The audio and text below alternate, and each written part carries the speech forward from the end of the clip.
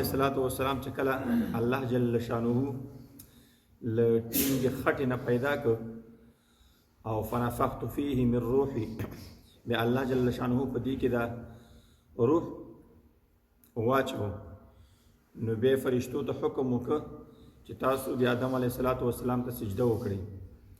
آیا سجده خو د الله جل شانه نه علاوه بل چاته جایز نه ده؟ نو فرشتو ته الله جل شانه چې دا حکم وکړي دا کومه سجده وه؟ د عبادت سجده وه، د تعظیم سجده وه. نو علماء مختلف اقوال دي. دا د عبادت سجده خو یو وارې نه ده جایز، ځکه د الله نه علاوه د عبادت سجده بل چاته جایز نه ده.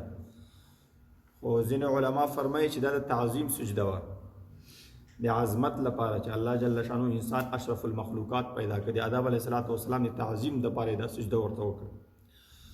یو قول پکې دا